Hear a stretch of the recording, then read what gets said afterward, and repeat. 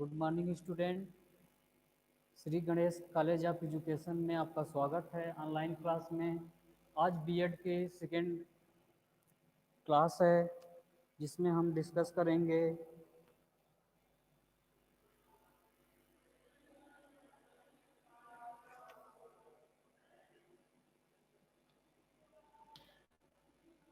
BEd first year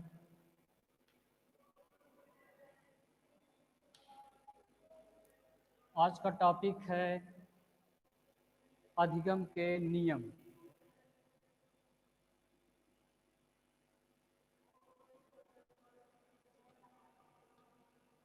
अधिगम के नियम। चूंकि अधिगम के नियम में सबसे अहम योगदान थांडाइक ने दिया है। थार्नडाइक और 5 गौण नियम दिए हैं। फर्स्ट था इनका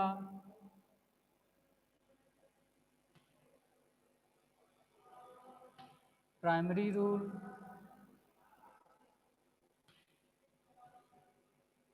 सेकेंड था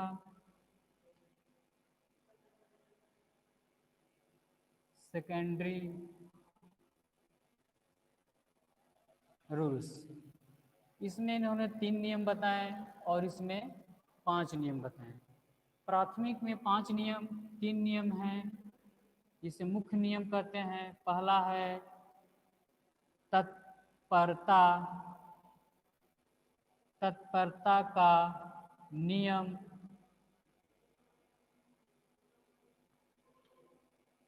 दूसरा है अभ्यास का नियम। अभ्यास का नियम। तीसरा है प्रभाव का नियम। प्रभाव का नियम। तत्परता को बोलते हैं लॉ ऑफ रीडीनेस। रीडीनेस। अभ्यास को बोलते हैं लॉ ऑफ एक्सरसाइज और प्रभाव को बोलते हैं लॉ ऑफ इफेक्ट। तो सबसे पहले हम ये जानेंगे कि थांडाइक महोदय ने जो मुख्य 3 नियम दिए थे, तत्परता का नियम, अभ्यास का नियम और प्रभाव का नियम। तो अब तत्परता के नियम के अंतर्गत क्या है, अभ्यास के नियम के अंतर्गत क्या है और प्रभाव के नियम के अंतर्गत क्या है। इनका जो बेसिक कॉन्सेप्ट था, एक बिल्ली पर इन्होंने अध्ययन किया था। ये संज्ञानवादी नहीं थे, ये व्यवहारवादी थे। व्यवहारवादी। व्यवहारवादी को पशु मनोविज्ञान के नाम से भी जाना जाता है। पशु मनोविज्ञान यानी कि इसमें चिंतन की कोई प्रयोग नहीं होता, हम चिंतन यूज नहीं करते हैं। जो व्यवहार में हमारे आता है, जैसे क्रियाकलाप करते हैं, हमारे अंदर जो लर्निंग आ जाती है, अधिगम आ जाती है, वही हमारे व्यवहारवादी होते हैं। क्योंकि व्यवहारवादी में थांडाइक साहब थे, पावलोव थे, स्किनर थे, कई ऐसे साइंटिस्ट थे जो व्यवहारवादी पर बल दिए और कुछ लोगों ने संज्ञानवादी पर बल दिए, जो कोफ्ता थे और आपके कई ऐसे साइंटिस्ट थे। तो हम आज डिस्कस करेंगे आपके तत्परता के नियम के अंतर्गत क्या क्या। इन्होंने सर्वप्रथम एक बिल्ली ली थी एक बॉक्स में, उस बिल्ली को क्या किए, भूखा छोड़ दिए और उसका स्टिमुलस, मान लो उद्दीपक, उद्दीपक, और यहाँ पर बिल्ली थी हमारी, वो कैट थी जो भूखी थी। उसे चूंकि भोजन की प्राप्ति करना था, तो वह कई बार कोशिश करती है भोजन को प्राप्त करने के लिए, लेकिन यह सब बहुअनुक्रिया के अंतर्गत सब रिजेक्ट हो जाते हैं। लेकिन जब व्यक्ति या प्राणी या मनुष्य के सामने ऐसी समस्याएं आती है तो उस समस्या के समाधान हेतु व्यक्ति स्वयं लेता है और उस एक्शन में कुछ ऐसी अनुक्रियाएं जरूर होती हैं जो वह सही रिस्पॉन्डिंग बिल्ली और उद्दीपक में एक बंध बन जाता है ताकि उसे दोबारा ऐसी गलतियां करने का चांस कम मिलता है। और यह प्रभाव इतनी अधिक होते हैं कि यह जब बिल्ली को भूख लगेगी तो वही अनुक्रिया करेगी जो सही अनुक्रिया पहले की थी। इसी को इन्होंने बेस बना करके 3 दिए थे हमारे मुख्य नियम और 5 दिए थे गौण नियम। तो इसमें हम आज हमारा तत्परता का नियम, तत्परता का नियम, लॉ ऑफ रीडीनेस अंतर्गत उन्होंने क्या बताया था कि जब कोई मनुष्य या प्राणी या व्यक्ति होता है तभी हम उसके उद्दीपक या किसी चीज की स्टिमुलस की प्राप्ति कर पाते हैं। अगर हम तत्पर न हो, तत्परता का मतलब सिंपल सा है दैविक और मानसिक, मानसिक प्लस शारीरिक, दोनों रूप से बालक को तैयार होना पड़ेगा। चाहे व्यक्ति को, जब तक दोनों रूप से बालक तैयार नहीं होंगे तब तक हम उसे तत्पर नहीं मानेंगे। और जब तक तत्परता नहीं आएगी तो यह मान के चलिए कि उद्दीपक की प्राप्ति नहीं होगी। तो सबसे पहले उन्होंने यही बताया थॉर्नडाइक साहब ने कि सबसे पहले प्राणी या मनुष्य को किसी भी काम करने के लिए तत्पर होना पड़ेगा, तैयार होना पड़ेगा, चाहे वो आंतरिक तैयार हो या बाह्य तैयार हो। बाह्य तैयार होते हैं स्टिमुलस के कारण, आंतरिक तैयार होते हैं है तब वो काम अच्छे से करता है। एग्जाम्पल के रूप में अगर हम क्लास ले रहे हैं, क्लास में बच्चों को अगर पढ़ा रहे हैं तो छोटे क्लास के बच्चे के लिए, लेकिन अगर रुचिकर है तो तैयार हो जाते हैं। यह टीचर का दायित्व होता है कि उस बच्चे को किस तरीके से तैयार किया जाए मानसिक और शारीरिक रूप से कि वह शिक्षण बिंदु के कारण उसके व्यवहार में परिवर्तन हो सके। परिवर्तन में अभ्यास का बहुत ही योगदान होता है, जहां उन्होंने बताया है नेक्स्ट पॉइंट में है।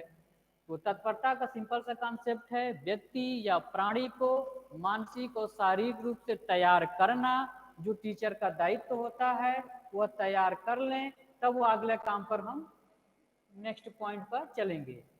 सेकेंड है अभ्यास का नियम। अभ्यास के नियम में क्या है?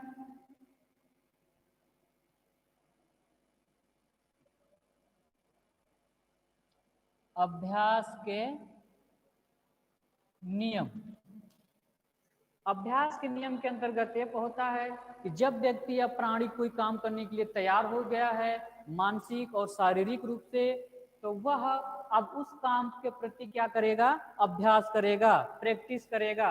अगर अभ्यास नहीं करता है तो वह उद्दीपक की प्राप्ति नहीं कर सकेगा। चूंकि अभ्यास का कोई गारंटी, चूंकि व्यवहारवादी मनोवैज्ञानिक है तो वह व्यवहार में जो आएगा वही अभ्यास करेगा। क्योंकि यहाँ संज्ञानवादी वैज्ञानिक नहीं है, संज्ञानवादी नियम नहीं है, यहाँ बुद्धि का प्रयोग करेगा। बुद्धि का प्रयोग नहीं करना है, चिंतन का प्रयोग नहीं करना है, तर्क है उसी को प्रकट करना है, वही व्यवहारवादी है। तो यहाँ अभ्यास के नियम में क्या करता है बिल्ली? सबसे पहले वो कई बार प्रैक्टिस करता है अपने उद्दीपक यानी अपने भोजन की प्राप्ति करने के लिए। उद्दीपक से तात्पर्य उसके भोजन। कई कोशिशें करता है, ये अवरोध है। कई कोशिश करती है बिल्ली। एक बॉक्स होता है, बॉक्स के अंदर पाइप होती है, एक बटन रहता है, जब उसमें उछल कूद बिल्ली बार बार करती है, अभ्यास करती है, क्योंकि चालन उसके अंदर से होता है, भूख लगती है, भूख लगने के बाद बिल्ली जब उछल करती है तो कहीं ना कहीं एक बटन को उसके पैर या हाथ पड़ जाते हैं, जिससे क्या करते हैं दरवाजा खुल जाता है और भोजन की प्राप्ति कर लेती है। लेकिन प्रश्न है कि एक बार में ऐसा नहीं हो सकता, क्योंकि वो चिंतन शक्ति यूज नहीं कर रही है, वो व्यवहार में आना चाहिए। तो कम से कम बिल्ली को इतना पता चल जाता है कि मुझे इधर ही उछल कूद करने से बटन मिला हुआ है या दरवाजा खुला है, तो वहीं के सामने उछल कूद करेगी। बार बार करते करते वह उसके क्या हो जाएगा, कैरेक्टर में आ जाएगा। तो यह अनुक्रियाएं बंद करके वह सही रिस्पॉन्डिंग का काम करेगी, ट्रू रिस्पॉन्डिंग। सिंपल सी बात है, ये सारी कैंसिल हो जाएंगी, सही अनुक्रियाओं को बार बार करेगा। यानी व्यवहार का मतलब उसके कैरेक्टर में आ जाता है, वह चीजें उसके कैरेक्टर में आ गया। तो अभ्यास के नियम में दो चीजें कैरेक्टर में आना ही नहीं है। लर्निंग मान लीजिए हो गया आपका अभ्यास और अनुभव से। आपका जो लर्निंग है, अधिगम है, अधिगम का बेस ही यही है। अधिगम का बेस है अभ्यास और अनुभव।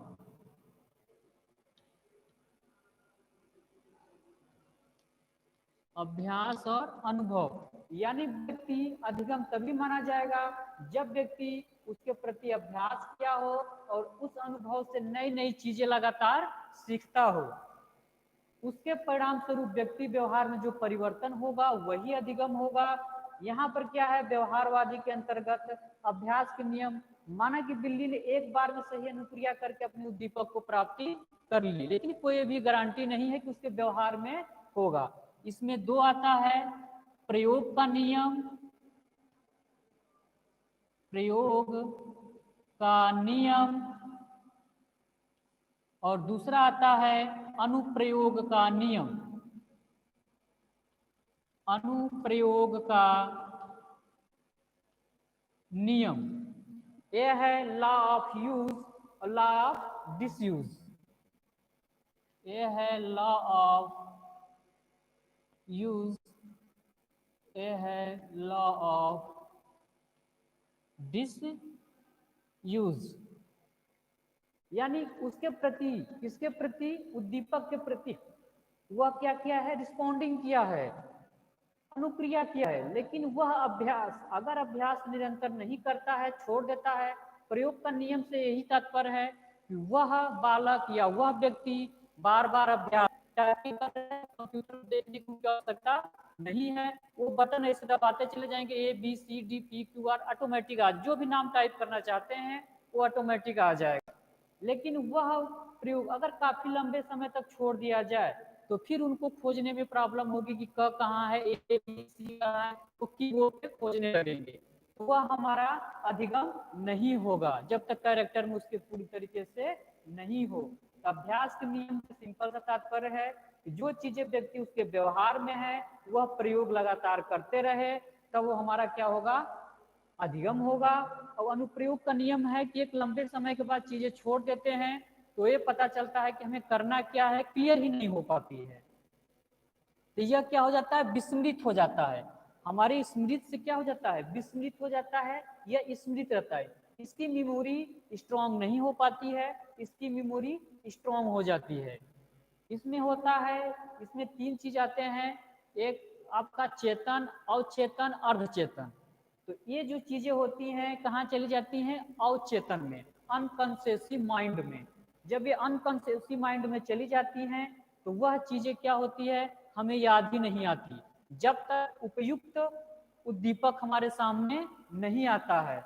लेकिन यह प्रयोग का नियम हमेशा हमारे कॉन्शियस माइंड में रहता है, तो चाहे आए या न आए हम इसको क्लियर कर लेते हैं। अनुप्रयोग में इसका एग्जाम्पल है, अनकॉन्शियस माइंड का कॉन्सेप्ट क्या है कि हमारी मेमोरी जो है बहुत सी चीजों को ग्रहण की हुई है, लेकिन इसकी गारंटी नहीं देती कि सारी चीजों हमें तत्काल याद हो जाए। हाँ, वो कब याद हो सकता है, जब हमारे पास उसका, उस व्यक्ति से संबंधित कोई चीज आए। ये हो गया अनुप्रयोग का नियम और प्रयोग का नियम। हम जो चीजें सीखे हैं कुछ एक समय अंतराल के बाद उसका प्रयोग करते रहेंगे तो हमारे प्रयोग का रहेगा। अगर कुछ लंबे समय के बाद उसको छोड़ देंगे तो वो चीजें हमारी अनुप्रयोग की चीजें हो जाएंगी। तो पहला क्लियर है, तत्परता का नियम। तत्परता के नियम में है मानसिक और बौद्धिक रूप से बच्चों को तैयार करना, जो शिक्षक का काम होता है। बच्चों को इस तरीके से मोटिवेट करें, इतनी रुचि जगाएं उस टॉपिक के अकॉर्डिंग, उस सिलेबस के अकॉर्डिंग, उस विधि के अनुसार, उस विधि के लिए, युक्ति के लिए, ताकि बच्चा क्या करे, रुचिकर समझ कर तैयार हो जाए। क्योंकि पढ़ाने के हमारे पास कई विधियां हैं, इंडक्टिव मेथड है, डिडक्टिव मेथड है, संश्लेषण है, विश्लेषण है, खोज विधि है। कई विधियों से हम बच्चों को ला सकते हैं, खेल विधि है, मॉन्टेसरी विधि है, कई विधियों से हम उस बच्चों को तैयार कर सकते हैं। तैयार करने का मतलब है कि बच्चा उस सब्जेक्ट में रुचि लेने लगे। अभ्यास का है, जो भी टॉपिक है, जो भी नियम है, बच्चे को लगातार अभ्यास कराते रहें। अगर अभ्यास नहीं कराएंगे तो बच्चा वो चीजें भूल जाएगा। कई बार देखा जाता है कि पीएचडी के भी इंटरव्यू में बोल दिया जाता है कि आप क ख का पूरा बोल के सुनाइए या लिख कर दीजिए। बहुत से लोग नहीं लिख पाते, क्योंकि नॉलेज की कमी नहीं होती है, और ऐसा भी नहीं कि वो सीखे भी नहीं है। बहुत सी चीजें उनके पास नॉलेज में है, प्रश्न है कि तत्काल वो रिमाइंडर नहीं कर पाते हैं, क्योंकि वो क्या होता है, वो अनुप्रयोग में चला जाता है।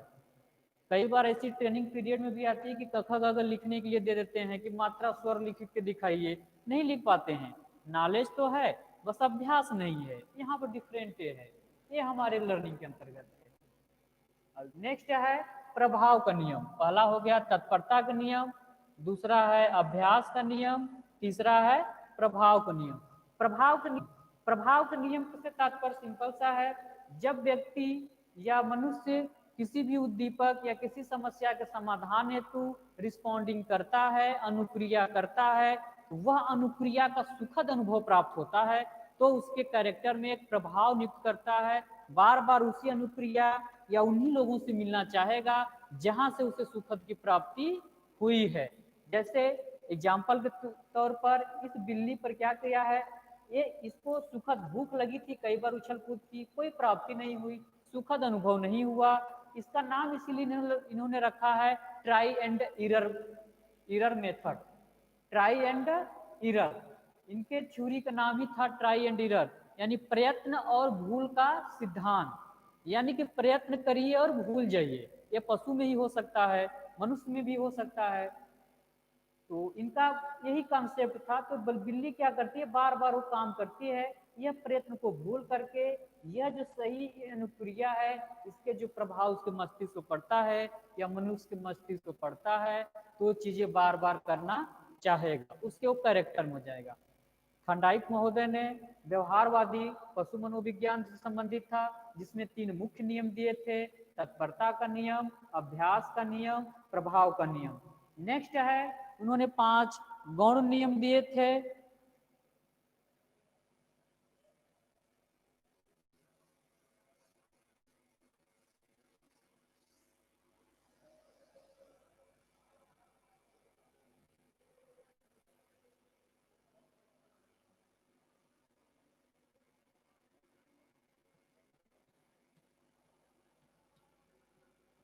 गौण नियम जिसको बोलते हैं सेकेंडरी लॉ, इसमें इन्होंने 5 दिए थे। पहला था बहु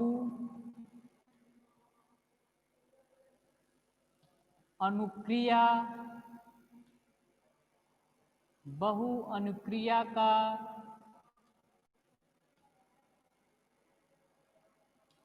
नियम। बहु अनुक्रिया के नियम के अंतर्गत क्या इन्होंने बताए थे कि व्यक्ति या प्राणी या मनुष्य जब किसी काम को करना चाहता है तो कई प्रकार की अनुक्रियाएं करता है। उसमें से कुछ सही अनुक्रियाएं होती हैं, कुछ गलत अनुक्रियाएं होती हैं, लेकिन जो सही अनुक्रिया होता है उसी को बार बार वो रिवीजन में लाता है। यही है हमारा बहु अनुक्रिया का नियम। यानी कि वह रिस्पॉन्डिंग कितने किया है, एक टॉपिक के अकॉर्डिंग, एक लक्ष्य को प्राप्त करने के लिए एक व्यक्ति ने यहाँ तक जाने के लिए कई प्रकार से अनुक्रियाएं कर रहा है, रिस्पॉन्डिंग कर रहा है। ये स्टिमुलस है, यस से बोलते हैं, रिस्पॉन्डिंग और से बोलते हैं। कई अनुक्रियाएं वो करता है, लेकिन एक अनुक्रिया जरूर ऐसी मिल जाती है जो स्टिमुलस और रिस्पॉन्डिंग के बीच बॉन्ड को नियमित करता है। ये बहु अनुक्रिया का सिद्धांत है, मनोवृत्ति का सिद्धांत है।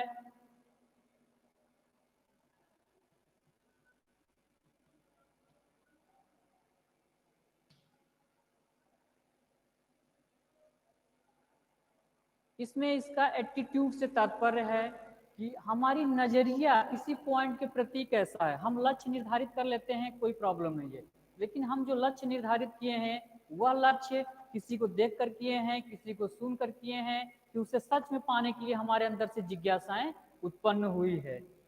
अब इसमें नजरिया किसी की पॉइंट के अकॉर्डिंग, सपोज दैट हमारे कोई एक ऐसी पॉइंट हो जाता है, मान लीजिए कि लक्ष्य हमारा है एक दार्शनिक बनने का,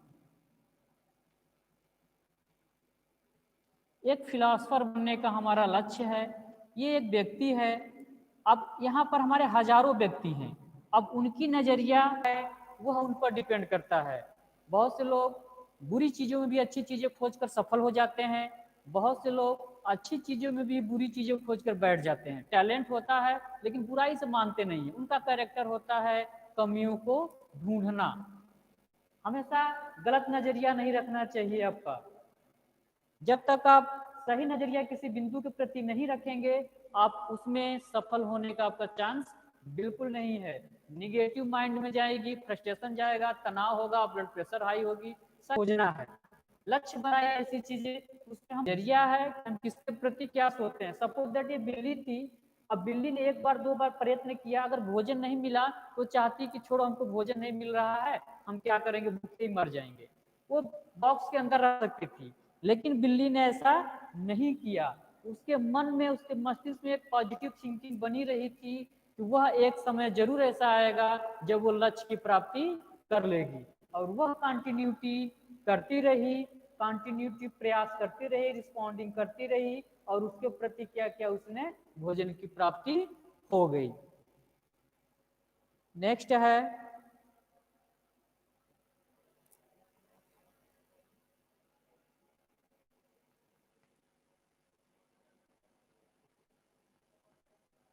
तत्वों का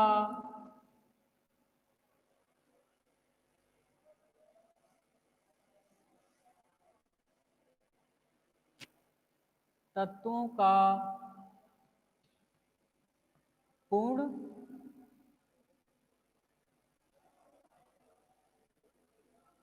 सामर्थ्य, समर्थन नहीं सही है, सामर्थ्य, सामर्थ्य, तत्वों का पूर्ण सामर्थ्य। तत्वों का पूर्ण सामर्थ्य मतलब यह है कि वह पद, वह टर्म, एक ऐसा टर्म है, ये जिसकी रिस्पॉन्डिंग क्या है, टर्म के रूप में देखा जा रहा है। एक सही टर्म का चयन कर ले और फिर उसके उसी के पे क्या करे, वो रिस्पॉन्डिंग करे। यानी कि यह एक बिंदु ऐसा ले ले, उसी के प्रति हमको अनुक्रिया करना है, हमको भटकना नहीं है। अगर आपने लक्ष्य आईएएस का रखा है तो आप आईएएस के एग्जाम के लिए ही प्रिपेयर करिए। पीसीएस में चले जाएंगे, एसएससी में चले जाएंगे, इंजीनियरिंग के एग्जाम देंगे, मेडिकल का देंगे, तो किसी लक्ष्य की प्राप्ति नहीं होगा। हो सकता है सभी विषयों का आपके पास संबंध के रूप में सारे ज्ञान हो, लेकिन पूर्णतः जो कौशल विकसित होना चाहिए वह कौशल आपके अंदर विकसित नहीं होगा। यानी सिंपल सी बात है, तत्वों का पूर्ण सामर्थ्य में एक बिंदु निश्चित करिए, उस बिंदु के अकॉर्डिंग आप लक्ष्य प्राप्ति के लिए निरंतर प्रयास करते रहिए। कब तक, जब तक वो पर्याप्त नहीं हो पाता। अब ये नहीं कि हमने लक्ष्य की प्राप्ति के लिए सामर्थ्य बिंदु रख लिया, हमने एक टर्म चयन कर लिया, लेकिन रिस्पॉन्डिंग करने की बात आई तो हम कई फील्डों में रिस्पॉन्डिंग करने लगे, घर गृहस्थी भी देखने लगे, समाज भी देखने लगे, और सारी चीजें देखने लगे।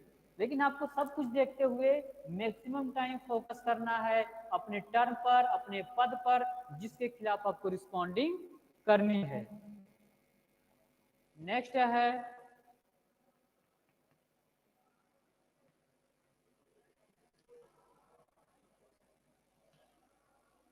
सादृश्यता का नियम। सादृश्यता के नियम से क्या तात्पर्य, सादृश्यता के नियम से है यानी पूर्व ज्ञान से।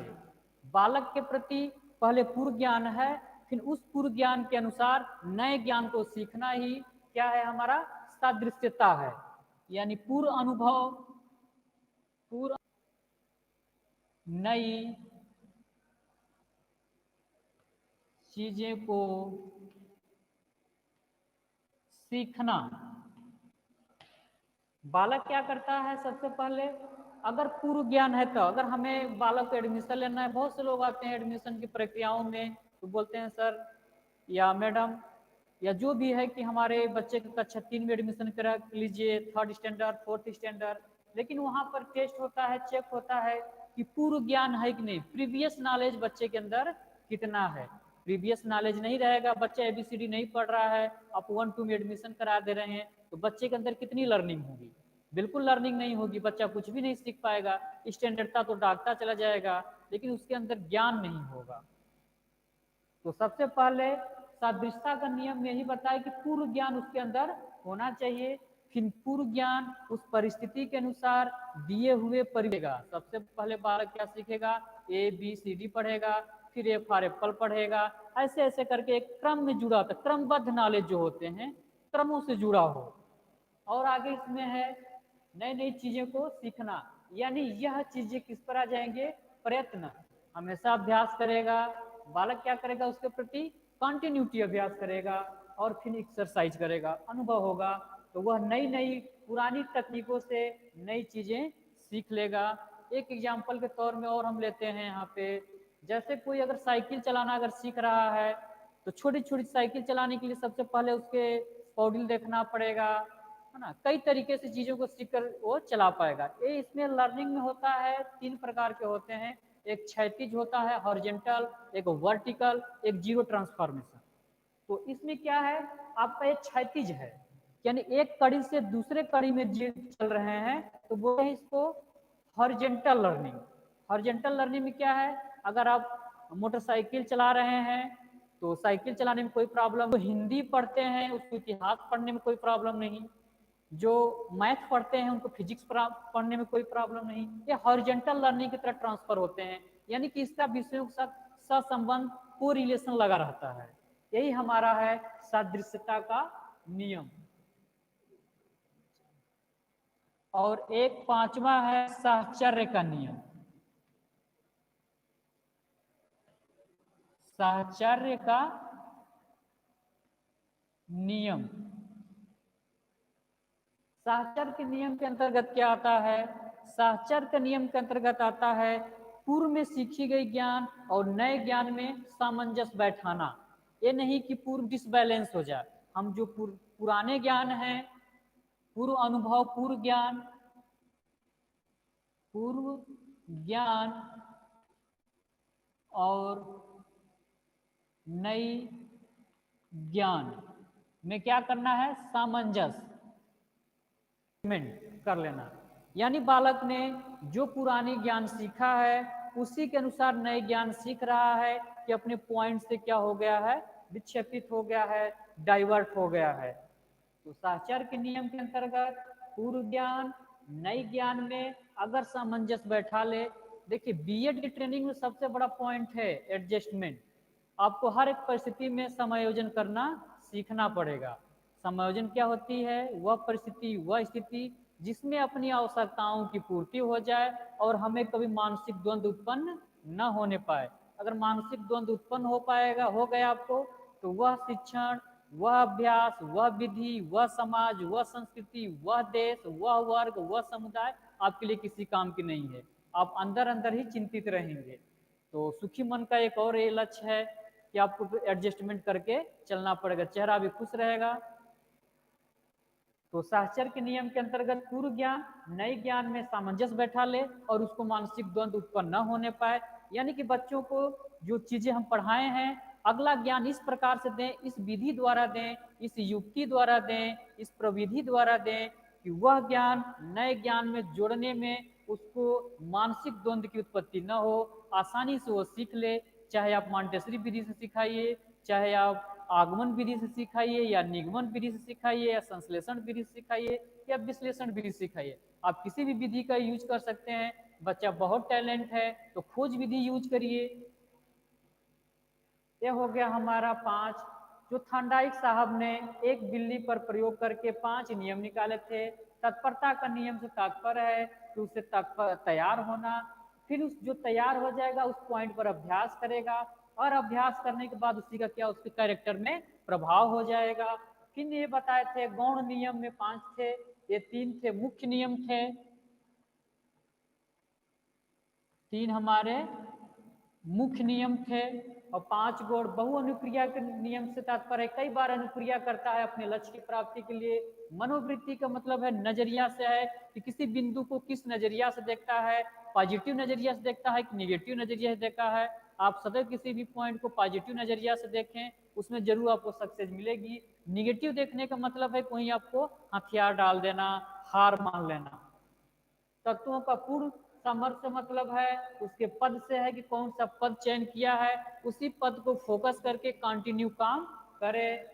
सदृशता का तात्पर्य है पूर्व ज्ञान से नई चीजें, नई नई ज्ञान को सीखना।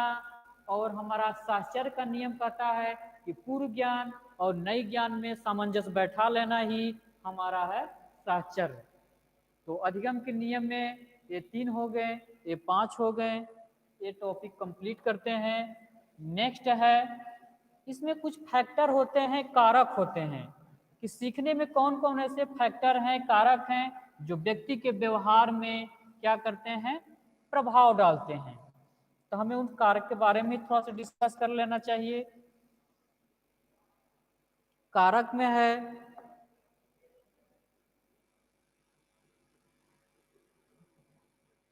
कारक, जिसको इंग्लिश में बोलते हैं फैक्टर, यानी अधिगम को प्रभावित करने वाले कौन कौन से कारक हैं, कौन कौन से ऐसे कारक हैं जो व्यक्ति के व्यवहार में अस्थायी परिवर्तन के लिए जिम्मेदार हैं और उसे क्या कहते हैं। पहला है उचित वातावरण। उचित वातावरण। दूसरा है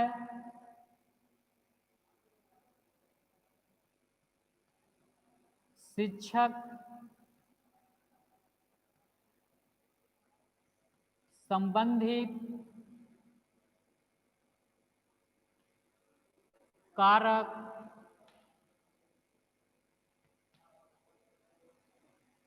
नेक्स्ट है छात्र संबंधित कारक।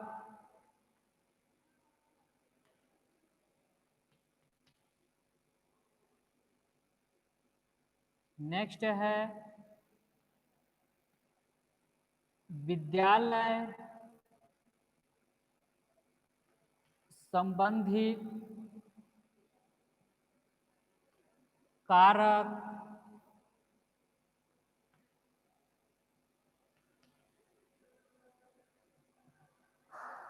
नेक्स्ट है पाठ्य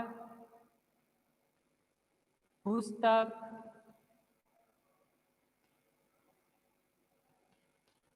संबंधित कारक। नेक्स्ट है विधि प्रविधि और युक्ति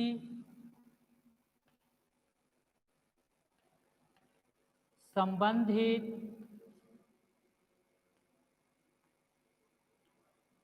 कारक। क्योंकि और पॉइंट हैं, इसी में बहुत से मैक्सिमम चीज़ों को मैं इंक्लूड कर दूंगा। पहला हमारा पॉइंट है उचित वातावरण। अगर किसी बच्चे को हम जो भी चीज़ें सिखाना चाहते हैं, सबसे पहले उसको उचित वातावरण हमको प्रोवाइड करना पड़ेगा। उसका इन्वायरमेंट उस बच्चे के सब्जेक्ट या उद्दीपक के अनुसार ही रखना पड़ेगा। आप बच्चे के एडमिशन अच्छे स्टैंडर्ड में करा दे रहे हैं, बच्चे को कंटिन्यू पढ़ना हो रहा है, उसके पास टेबल नहीं है, मेज नहीं है, घर का वातावरण सही नहीं है, बीच बीच में लोग शोर करते हैं, शोर शराबा करते हैं, लाइट की व्यवस्थाएं नहीं है, तो यानी कि बच्चों को वह सारी उचित वातावरण देना पड़ेगा, वह अकॉर्डिंग बच्चे के व्यवहार में परिवर्तन हो सके। यह हमारा है उचित वातावरण। यानी बच्चों को या व्यक्ति को या समाज को या जो भी चीज प्राणी को उसी के अकॉर्डिंग वातावरण को क्रिएट करना पड़ेगा, तभी जा करके उसके में क्या हो सकता है, उसके कैरेक्टर में अधिगम हो सकेगा। ये हो गया हमारा उचित वातावरण। शिक्षक संबंधित कारक। शिक्षक संबंधित कारक में भी कई पॉइंट, इसमें भी चूंकि कई पॉइंट हैं। शिक्षक संबंधी कारक में है शिक्षक का व्यक्तित्व कैसा है, उसकी पर्सनालिटी कैसी है। पर्सनालिटी का सिंपल से तात्पर्य है कि वह उसके आंतरिक गुणों से है, जब तक इंटरनल क्वालिटी आपके अंदर नहीं हो। आप बहुत लंबे चौड़े हैं, बहुत गोरे अंगारे हैं, बहुत उच्च खानदान से, वर्ण जाति का भी फर्क नहीं पड़ता है, देश का भी प्रभाव नहीं पड़ता है उसके व्यक्तित्व पर, सिर्फ प्रभाव पड़ता है उसके नॉलेज का। आप कितने लंबे हैं, कितने चौड़े हैं, कितने गोरे हैं, आपकी पहचान कहाँ से है, कोई प्रभाव नहीं पड़ता। एक क्लास फुल है, उस क्लास में अगर किसी भी बड़े मोटे लंबे चौड़े या गोरे को हम भेज दें वो पढ़ाने के लिए, बच्चों को विवश नहीं कर सकता। अगर उसके अंदर इंटरनल क्वालिटी नहीं है, सब्जेक्ट के अंदर उसके पास ज्ञान नहीं है तो नहीं कर सकता। लेकिन कहीं वो 2 फुट का हो, 3 फीट का बालक ही क्यों नहीं हो, टीचर क्यों नहीं हो, चाहे जो भी क्यों नहीं हो, अगर उसके पास सब आदर्श अपने नियमों के कारण, तो शिक्षक संबंधित कारक, शिक्षक का व्यक्तित्व कैसा है, उसकी रुचि पढ़ाने में है कि नहीं, वो क्लास टाइम पर आता है कि नहीं। पता चले शिक्षक क्लास टाइम पर ही नहीं आता तो बच्चे टाइम पर क्या आएंगे। शिक्षक नियमों को नहीं मानता, इरेगुलर है, बच्चों को रेगुलर कैसे कर सकते हैं।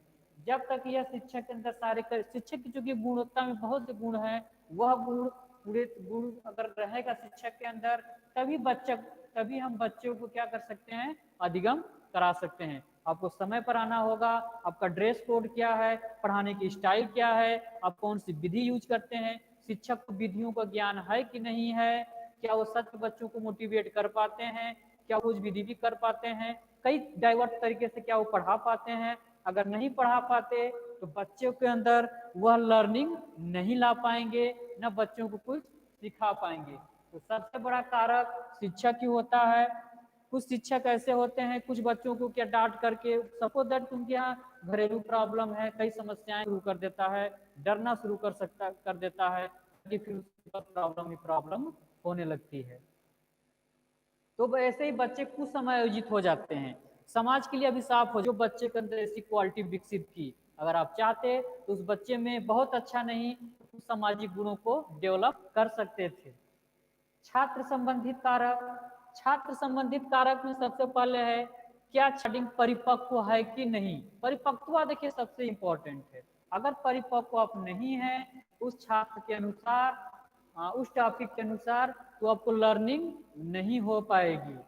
परिपक्वता इसमें बहुत ही जरूरी है। मैच्योरिटी जिसे बोलते हैं, मैच्योर होना ही नहीं होता, अधिगम या सीख तो बिल्कुल नहीं पाएगा। हाँ भले वो जाएगा आएगा, कई बार होते हैं कि हम अपनी पूरी जीवन कक्षा 12 तक निकाल देते हैं और फिर 12th स्टैंडर्ड निकल गया, बीएससी निकल गया, एमएससी निकल गया, लेकिन बेसिक चीजों का नॉलेज नहीं होता है। जब हम तैयारी करने जाते हैं तो पता चलता है E=mc² में क्या चीजें हमको पढ़नी है, या मैथमेटिक्स फॉर्मूला में a+b= क्या है और क्यों है और किस लिए यूज होता है। वो तैयारी करते वक्त हम लोग को समझ में आता है कि हमने कितना समय अपना व्यर्थ में बिता दिया।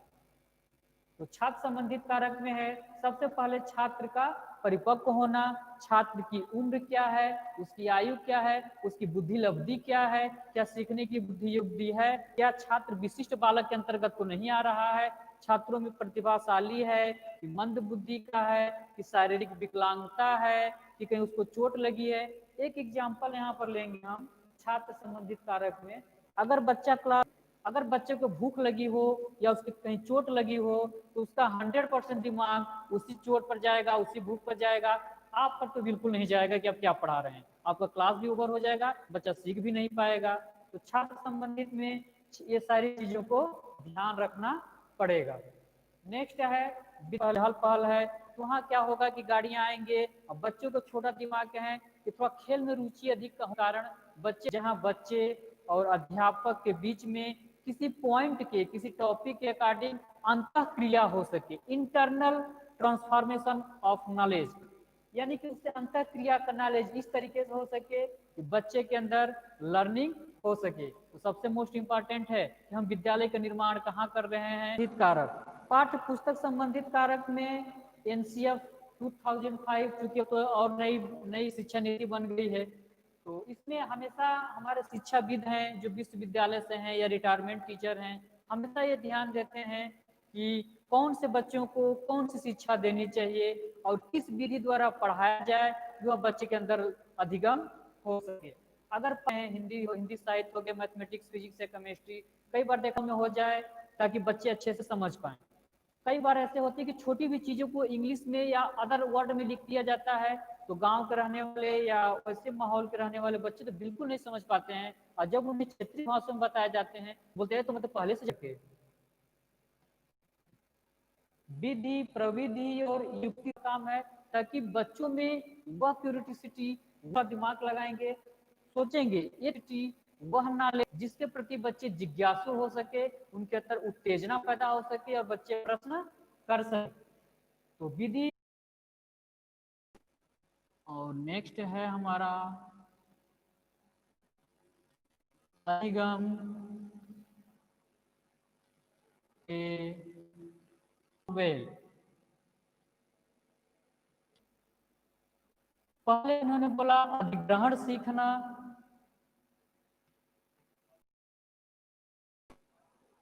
अधिग्रहण सीखना,